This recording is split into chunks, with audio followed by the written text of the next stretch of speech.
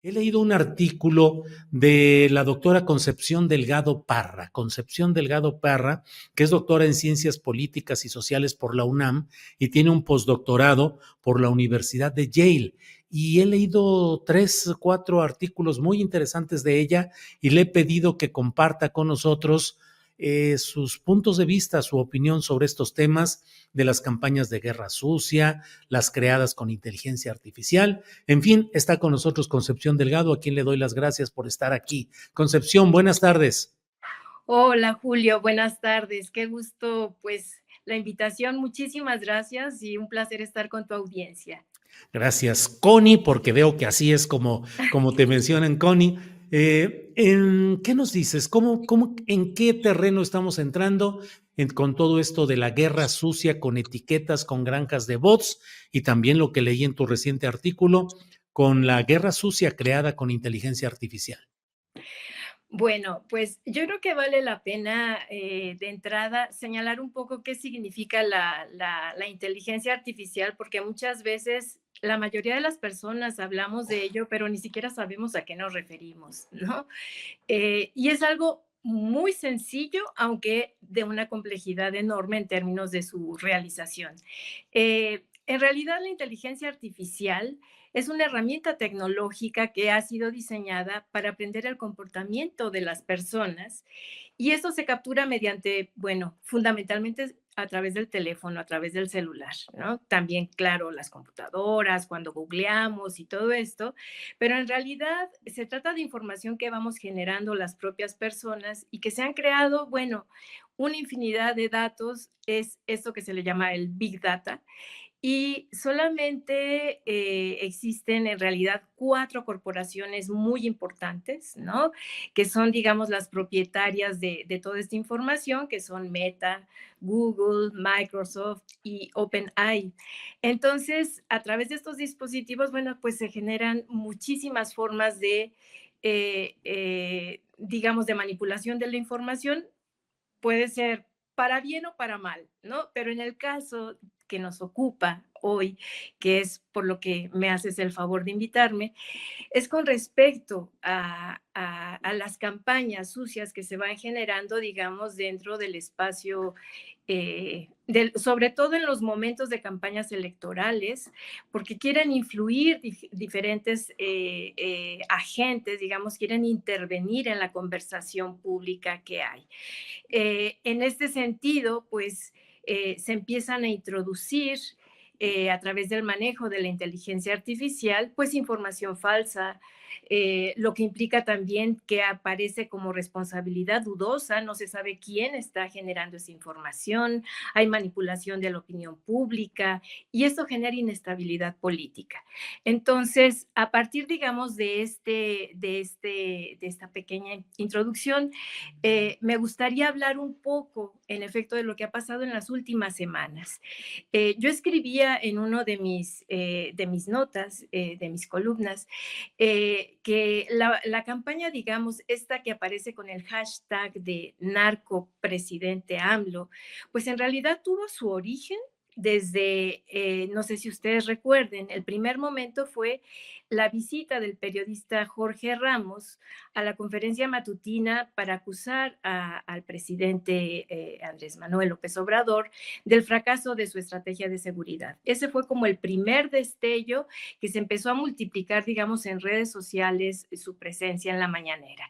A los pocos días fueron publicados de manera simultánea 3 artículos periodísticos, ¿no? De los que ya se ha hablado muchísimo, en medios extranjeros, justamente con información proporcionada por la DEA, a partir de una investigación cerrada en 2011, justamente por falta de pruebas. Sin embargo, digamos, esta información fue abordada por los tres artículos y curiosamente los tres hablaban de lo mismo, ninguno mostraba pruebas y dejaban, digamos, en entredicho simplemente la calumnia de que había sido financiada la campaña de Andrés Manuel López Obrador en 2006 por el crimen organizado. La semana pasada tuvimos todavía otro destello de esta información en el canal Latinus, propiedad de Roberto Madrazo y conducido por Loret de Mola, en donde se difundió una entrevista de un encapuchado que en realidad era Celso Ortega Jiménez, líder del cartel de los Ardillos y, por cierto, hermano de Bernardo Ortega Jiménez, quien actualmente es diputado local por el Distrito 24 del Congreso del Estado de Guerrero por el PRD, en donde él declara, testimonia que en efecto la campaña de Andrés Manuel López Obrador en 2006 recibió financiamiento de los Zetas. En fin, se generan una serie de informaciones que empiezan a circular por redes sociales, por medios de comunicación, pero con un fundamento, vamos a decirlo así, político. Estos fueron los hechos que, digamos, que han venido acompañando el hashtag, la etiqueta de la que hablabas hace un momento, de narcopresidente AMLO, en la que pues se sabe que alcanzó más de 170 millones de vistas, que en este momento ya de ir en más de 200 millones de vistas en redes sociales, que además se demostró en los últimos días, Julián Macías, tengo entendido que un especialista en este campo, pues detectó que en realidad se trata de campañas generadas por troll centers, ¿no? En donde pues se sigue multiplicando, digamos, la información y la imagen, la idea de que pues el presidente es narco, ¿no? Estas campañas, evidentemente, no es en México la primera vez que sucede, ya ha sucedido en América Latina, en Brasil, en Ecuador, en Perú, en El Salvador recientemente, en fin, en Colombia. Se trata de campañas en las que en efecto se intenta intervenir en la conversación pública a través de mecanismos que dan cuenta, digamos, de campañas que intentan ensuciar el nombre de ciertos personajes. En este caso, pues se trata de vulnerar, así lo voy a decir, la imagen del presidente de México, porque, digamos, él representa el pues según las encuestas de opinión que siguen apareciendo en los medios, pues hay una aprobación de más del 70% en términos de su labor y de algún modo él representa pues a su candidata, de algún modo, en lugar de golpear a Claudia Sheinbaum, que es la candidata de Morena, pues se golpea al presidente como una vía de minimizar y de incidir en la opinión de los seguidores del presidente. Entonces, de algún modo, estas campañas que van acompañadas, digamos, de esta inteligencia artificial que permite conducir las conductas de las personas, orientarlas, o sea, no es solamente dirigirlas hacia un consumo determinado de cuestiones materiales, sino también en términos de dirigir la atención política hacia tendencias que permitan que la gente pues prefiera votar por un candidato que por otro, y en ese sentido se van gestando, digamos, una cadena de circunstancias en donde se difunde a través de granjas, de bots, pues campañas para desmotivar a los seguidores o para Ujú. motivar a otros seguidores, ¿no? Dependiendo de la perspectiva. Una Claro, cuestión que es muy importante y que ya con esto concluyo, sí. es que se trata de una tecnología que, si bien es muy caro, digamos, el financiamiento en términos de la investigación, de hecho, actualmente las universidades no producen investigación o muy, muy poquita, y sí la producen los grandes consorcios tecnológicos transnacionales, es muy barato producirla en nuestros celulares. Es decir, podemos bajar aplicaciones gratuitas y generar información, generar, por ejemplo, Sora es un nuevo producto de OpenAI, donde uno puede simplemente introducir un pequeño texto y se genera un video.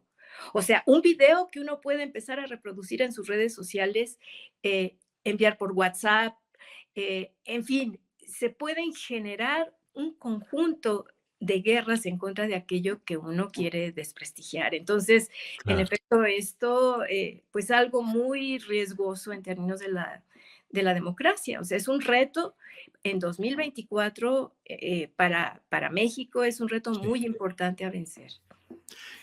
Agradezco toda esta explicación, el contexto, la información y cierro solo preguntándote, pidiéndote, leí también un texto en el cual hablas pues de la DEA como un factor político, no solo como una agencia más, una agencia de un aparato burocrático de un gobierno, sino como un agente, un factor político. ¿Puedes explicarnos un poquito sobre esto, por favor, Concepción? Sí, durante mucho tiempo se ha creído que simplemente tenía, digamos, intervención en términos eh, de vigilar, de intervenir, digamos, en cuestiones de seguridad, por ejemplo, en México. Esto lo hace en todos los países de América Latina, por supuesto, e incluso más allá de América Latina. Pero digamos, la discusión que siempre se había creado, la imagen que se había creado era que se trataba de una agencia de seguridad, fundamentalmente pues para vigilar las cuestiones eh, del narcotráfico, ¿no? Sin embargo, la participación política que ha tenido en diferentes cuestiones, pues cada vez se hace más evidente. Justamente uno de los problemas más graves por los que es posible, hay quienes, algunos analistas que afirman que lo que sucedió en México en esta ocasión, en términos de esta información que generó este borrego, que generó la DEA dando información a estos tres medios internacionales, de donde detonó, digamos, toda esta idea de narcopresidente AMLO, pues es una especie de respuesta a la política que estableció Andrés Manuel López Obrador de no permitirles ya el libre paso y en términos de que tenían que avisar de todas las cuestiones, acciones, estrategias que realizaran en México y tenían que pedir permiso. Se pusieron límites, se establecieron cuestiones muy, muy drásticas, hay que decirlo así, y pues de alguna manera es una respuesta, porque en efecto hay una intervención política en términos de decisiones con, sobre todo con élites económicas, hay Ujú. vínculos con élites económicas, esto está, digamos, de alguna manera documentado en términos de que se establecen estrategias para hacer llegar gobiernos, grupos de gobierno o para, pues, para hacerlos caer. Entonces, Sí.